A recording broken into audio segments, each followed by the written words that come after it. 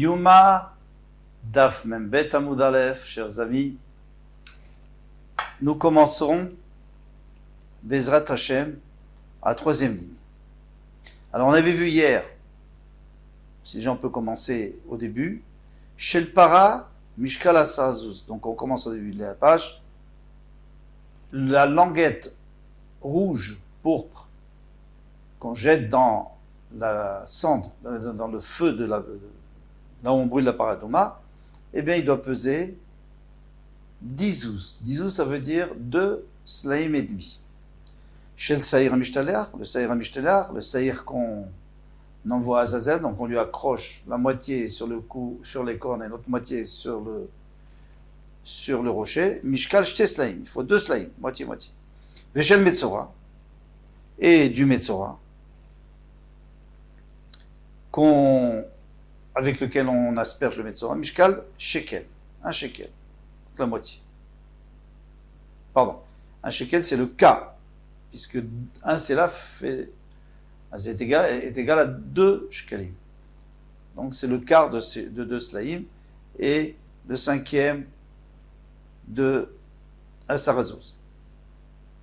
Puisque 2 zouzim, ça fait un shekel. Amar Rabbi Yochanan. Rabbi Yochanan dit, pliqué par Rabbi Shimon ben Chalafta, une machloket entre Rabbi Shimon ben Chalafta et Rabbanan, et les autres Chachamim avec lui. Bepara, au sujet de Para Adouma. Alors nous on avait dit Para Adouma c'est 10. 10 zouz, c'est-à-dire 2 slaim et demi. Chadamar Mishkan al-Sara, il y en a un qui dit comme nous. Donc 10.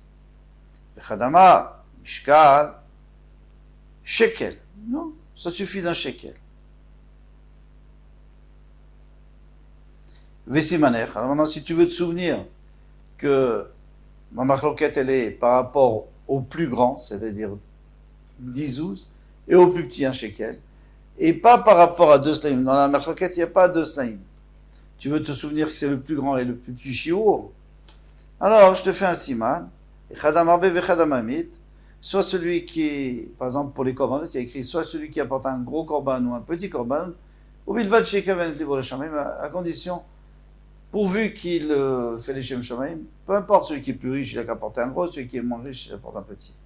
Mais en tous les cas de cette phrase, Echadam Arbe, celui qui fait le maximum, Echadam Amit, celui qui fait le minimum, eh bien, d'ici on apprend, en tout cas c'est un moyen mémotechnique de se souvenir que la machloket, elle est entre le plus grand shiur d'Izouz et le plus petit shiur shekel. Amar le Rav Yirmiyah, Medifti le Ravina. Rav Yirmiyah, Medifti le Ravina. L'obé parappliqué. Il dit, on ne parlait même pas de la paradouma dans cette machloket. Entre Rabbi Shimon ben Chalafta et les rabbins, ils ne parlent même pas de paradouma. Il n'y a pas de machloket sur paradouma. Et la Seir HaMishtaler plié. Toute leur machloket, elle est par rapport au Seir HaMishtaler. Alors nous, on avait dit que le Seir HaMishtaler, le bouc émissaire, c'est 2 slaim, c'est-à-dire 8 zouz. 8 zouzim. Eh bien, lui dit que non, il y a une machloket. Il y en a qui disent 10, il y en a qui disent 2, c'est-à-dire un shekel. Pourquoi il faudrait 10? Pour que ça se voit bien, pour que les gens puissent voir de loin, ils puissent voir le miracle que d'un seul coup il devient blanc. Va'uyoma, et ce jour-là, Nach Nafshe de Ravia Bar Kissi. Et lorsqu'on a dit cette svara-là, c'est que c'était la machloket était dans Seir. Alors ils ont voulu que tout le monde se souvienne qu'elle était dans Seir et pas dans Para. Et ce jour-là, il nifta Ravia Bar Kissi, c'était un grand tzaddik, un grand chacham, Vanchou Basimana. Alors ils ont dit on va faire un siman avec ça. Ravia Bar Kissi mechaper. On sait que quand un tzaddik meurt, ça fait une kapara pour le clan d'Israël. Keseir HaMishtaler. Il est mechaper comme le Seir HaMishtaler. Comme ça, vous vous souvenez, attention, on n'a pas parlé de paradouma, on a parlé de Seir HaMishtaler, parce que le Seir HaMishtaler, lorsqu'il tombe, eh bien, c'est une kapara pour tout le clan d'Israël. Vous allez me dire, la paradouma aussi, c'est une kapara. Non, mais le but principal de la paradouma, c'est de rendre tahor. Après, il y a aussi une kapara, parce que c'est mechaper sur le Hegel, mais ça, c'est déjà autre chose. Amar Rav Yitzhak. Rav Yitzhak a dit, Shte shritot shamati. Alors, on va rester un petit moment là-dessus. Moi, j'ai entendu qu'il y a 2 shritot. C'est-à-dire, il y a deux animaux dont il faut faire la shrita. Achat shel para. Un, c'est la paradouma, donc la vache rousse. Achat shel paro. Et un, c'est le par c'est-à-dire le veau ou le bœuf du Kohen Gadol, sur lequel il a fait les 2 premiers dividuim, sur le sien et sur ses frères les Kohanim. Donc il y a 2 shritot ici. Shrita de la para, shrita du par. Achad kshira bazar, il y en a une qui est kshira, si c'est un zar, si c'est un étranger qui le fait, même Israël. Achad psula bazar, il y en a une qu'il faut que ça soit le Kohen. Pas un Israël. Velo yadana haiminayu. Je ne sais pas lequel. Je ne sais pas si c'est Paradouma ou si c'est Paro, le par du Kohen Gadol. On va essayer de voir. En tout cas, on sait qu'il y en a 2. Itma, Shritat, Para ou Paro. Alors, il a été dit que Para et Paro, alors on rappelle, Para c'est Paradouma et Paro, c'est pas la peine de le dire encore. Paro c'est le par du Kohen Gadol. Rav Shmuel dit Chadamar Parapsula, mais Paro Kshira. Donc voilà, on va avoir une réponse à notre question. Pas vraiment une réponse parce qu'il y a une marloquette, mais en tous les cas, voilà, c'est clair. Il y en a un qui dit, on ne sait même pas qui c'est d'ailleurs, Paro Psula, Parapsula. La paradoma, il faut absolument que ça soit un Kohen. Paro Kshira, le par du Kohen Gadol, non, ça peut être un Israël. Mais Chadamar, il y en a un qui dit Paro Psula. Non, le par du Kohen Gadol, c'est sûr que ça doit être lui qui doit le faire. Parak Shera, mais la para, on peut demander à Israël de le faire. Tistayem, eh bien, tu peux être sûr, tu peux deviner, des Rav ou des Amar par Psula. C'est Rav qui a dit que c'est la para qui est Psula, et donc le paro, Kacher. D'Amar Rabbi Zera, parce que Rabbi Zera a dit. Il y en a qui lisent ici Amarav, au nom de Rav. Mais de toute façon, même si c'est pas Amarav, on va tout de suite voir Rav qui va intervenir. Rabbi Zera, c'est le tamid de Rav. Shritat para bezar psula. Voilà, c'est clair. La para, c'est psula. Puisqu'il y en a un qui disait la para pasoul, le par kacher, donc c'est sûr que c'est Rav qui dit ça. Parce que Shmuel dit le contraire, il dit que la para c'est kacher. Et donc il va dire, puisque Rav a dit le contraire, donc lui dit le contraire. V'amaravala, et Rav va préciser en plus. Et Lazare v'chuka shanunoba, parce qu'il y a écrit, c'est Elazar Cohen qui doit faire la paradouma. Donc Elazar Cohen c'était le second, puisque Aaron était le Kohen Gadol, lui il était le second. Et il y a écrit aussi Chuka, Zot Chuka ta Torah, ça veut dire tout ce qu'on a écrit ici, il faut le faire. Si on ne le fait pas, c'est pas bon. En tous les cas, ça ne peut pas être un Israël, ça c'est sûr. Rav, Maïshana Para, mais alors on dit, mais Rav, d'accord. Toi, tu as dit que dans Para, il y a écrit Elazar Cohen, donc c'est un Cohen, et il y a écrit aussi Chuka. C'est la même chose dans le Par aussi. Dirtiv Elazar Chuka. Paronami. Pour le Par, il y a aussi écrit, pourtant il est écrit Aaron à Cohen, c'est lui qui fait le Par à Khatat Sherlo, avec le vidouille et tout. Les Chuka, il y a écrit Chuka aussi dans Yom Kippur. Répond la Gemara. Elle dit Shrita lav avodaï. La Shrita, c'est pas une avoda. Ok, d'accord, c'est vrai qu'il y a écrit Chuka, donc il y a Aaron Cohen qui doit tout faire, mais pas la Shrita. Pourquoi est-ce que la Shrita n'est pas une avoda? Pourquoi c'est pas considéré comme une avoda?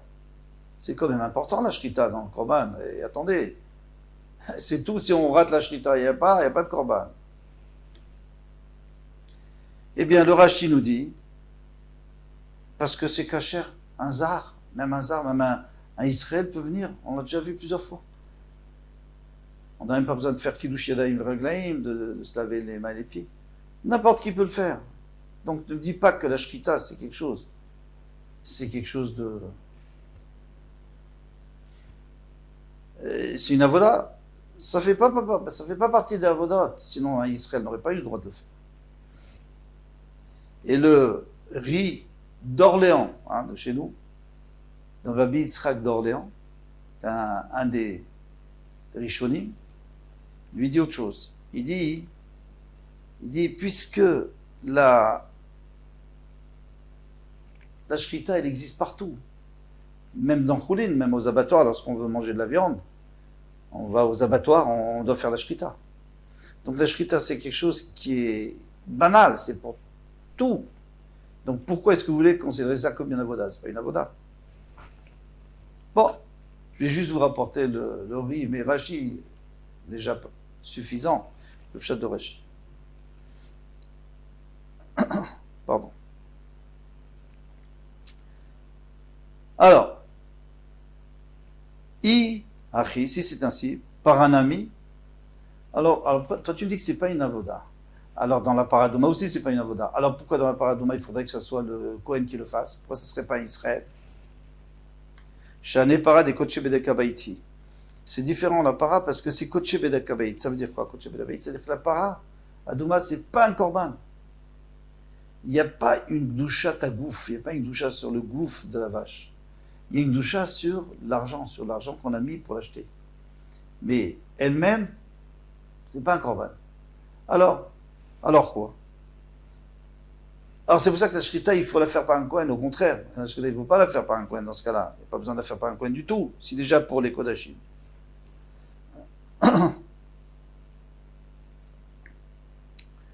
Alors, les Mfashim de Rashi, d'ailleurs, il explique comme ça. C'est que un korban, okay, la shrita, quand il y a écrit chouka, c'est-à-dire il faut faire tout ce qu'on a dit, il faut le faire par un Kohen, etc. On a parlé des avodot du korban. Or, on a déjà défini que la shrita n'est pas une avoda de korban. Très bien. Mais dans la paradouma, tout le monde sait que c'est pas un korban. Donc on n'est pas en train de parler des avodot du korban, on est en train de parler de la préparation, tout ce qu'il faut pour avoir d'eau de la vache rousse. Donc tout ce qu'il faut, ça fait partie de la avoda. Donc même la shrita, il faut, parce que il y aura pas de cendre s'il n'y a pas de shrita. Donc la shrita, elle fait partie de la avoda, de la paradouma. Donc c'est pour ça qu'il faut un Kohen. C'est magnifique. Mais la Gemara, elle n'accepte pas trop ça. Velav kol dechenhu, n'est-ce pas, à plus forte raison? Je ne comprends pas. Si tu me dis que dans la paradouma, la shrita c'est important, alors pourquoi ce ne serait pas important pour les kodashim? Ça me dérange ça. Et c'est pas important pour préparer le korban. 2 poids 2 mesures, c'est pas juste. Ou alors c'est toujours important ou c'est jamais important. Amarav Shisha. Donc c'est une question. Amarav Shisha, Berede Ravide, Midé de Ave Amarot Negaim. C'est pas vrai, j'ai déjà vu ça, Marot Negaim. C'est quoi Marot Negaim? C'est lorsqu'on appelle le Kohen pour vérifier pourquoi est-ce que la maison, on ne sait pas si une sarat, il y a la moisissure, on ne sait pas si c'est la tsarat ou autre chose. Alors, on appelle le Kohen. C'est pas une avoda. De lui montrer, c'est pas une avoda. Ça fait pas partie de la avoda du tout, du Betamidash. Et pourtant, Ubaya Keuna, il faut que ce soit un Kohen qui le fasse. Donc, accepte que la paradouma, bien que la shrita ce n'est pas une avoda, mais dans la paradouma, puisque ça fait partie du travail de la paradouma, alors ça s'appelle. Et alors il faut que ce soit un Kohen qui le fasse. On a terminé. Maintenant, Veli Shmuel Damar Paro Psula. Tout ça c'était d'après Rav. Maintenant, d'après Shmuel qui dit que le par du Kohen Gadol, oui, c'est pas soul si c'est un Israël qui le fait. Mais la para, il n'y a pas de problème. La para, ça peut être un Israël. Maïshna Paro dirtif Aaron Vechuka. Pourquoi tu me dis que le par, il faut que ce soit un Kohen? Parce qu'il y a écrit Aaron, il y a écrit Chuka. Chuka, ça veut dire, c'est un chok. Il faut faire tout, comme je vous ai dit. Donc ça doit être un Kohen. Par un ami, active Elazar Vechuka. Donc on retourne ce qu'on avait dit tout à l'heure. Donc dans la para aussi, il y a écrit Elazar, et il y a écrit Zotrukat Torah. Donc il faut que ce soit un Kohen. Pourquoi tu me dis que ça peut être un Israël? Shaneatam dirti Vishachat Otalifanav. Alors il dit quelque chose de très joli. Shmuel, et c'est une grande question contre Rav. Il écrit Vishachat Otalifanav. Il va faire la shrita de la paradoma devant lui. Devant qui? Devant Elazar Cohen. C'est-à-dire que c'est pas lui qui fait. Donc c'est sûr que ça peut être un Israël. Sheye, Zar Shoched, Velazar Roé. Donc l'étranger, donc l'Israël, lui, il fait la shrita, et Elazar regarde. Il surveille. Rav. Et Rav, qu'est-ce qu'il va faire maintenant? Il est embêté, Rav. Parce que lui, il a dit que ça doit être lui-même qui le fait. Alors que ça veut dire, lui-même, il fait devant lui-même, ça veut rien dire. Ça rentre pas dans les mots. On dit Shelo Yassir Dato Mimena. Qu'il ne faut pas qu'il détache son esprit de la paradouma, c'est-à-dire Veshachat Oto Lefanav, c'est-à-dire Veshachat et Lazara Cohen. Lefanav, c'est-à-dire qu'il faut toujours que ça soit devant lui et qu'il surveille, que ça soit bien fait. Et que, pas seulement que ça soit bien fait, mais qu'il doit avoir une kavana et que ça ne devient pas pasoul, etc. Veshmuel, Shelo Yassir Dato Minale. Mais maintenant, Shmuel, d'où il va apprendre? Parce que Shmuel a déjà utilisé le pasouk qui dit Alav, Veshachat Lefanav, pardon, Veshachat Lefanav, il l'a utilisé pour dire que c'est le Israël qui fait. Alors, d'où il sait que le Kohen, maintenant, il doit faire attention à chaque instant de ne pas détourner sa pensée. Nafkale, il a appris Vesaraf et Apera Lenav. Parce qu'il y a un autre pasouk qui dit il va brûler la para Lenav à ses yeux. C'est-à-dire quoi? C'est-à-dire qu'il faut surveiller la paradouma. On a compris. Pas besoin de le dire deux fois. Verav. Et Rav, alors pourquoi on le dit deux fois? On a deux psukim qui disaient les fanaf. Il dit Chad Beshrita. Un pour dire que la Shrita, elle doit être devant lui, il doit la surveiller. Vechad Besrefa. Et une pour la Srefa. Vesrefa, il y a besoin de deux. Pourquoi? Si tu m'avais dit seulement dans Shrita qu'il faut qu'il fasse attention, qu'il ne détourne pas son esprit, Mishum de Trila, Tavodahi. Parce que ça, c'est le début de la Avoda. Aval Srefa. Et malheur, mais je redis à la Srefa, il n'a plus besoin de surveiller, il n'a plus besoin de penser. Srecha, c'est pour ça qu'on a besoin. Et si la Torah nous avait dit que dans la Srefa, il faut garder, il faut ne pas détourner sa pensée. Mishum de Ashta ou de Mit Kashra, parce que c'est para, parce que c'est maintenant que la para elle devient Kshira pour, avant elle n'était pas, il fallait la brûler, il y avait tout un processus. Donc, à la Shrita, bon, c'est pas tellement grave, mais ici, c'est plus grave, parce que c'est le moment final. Aval Shrita et Malo, mais je vous dis que la Shrita, que l'Antsicha, c'est pour ça qu'on a besoin des deux. On a besoin des deux, on a besoin de la Shrita et on a besoin pour la Srefa. Mais d'après, ça c'est d'après Rav, d'après Shmuel, non. Un suffit. Un pour nous dire que la paradouma, il faut faire attention pendant qu'on la prépare. Il faut faire attention. Il ne faut pas se détourner sa pensée, il ne faut pas penser à autre chose. Kol Tuv, à demain, Bezrat Hashem.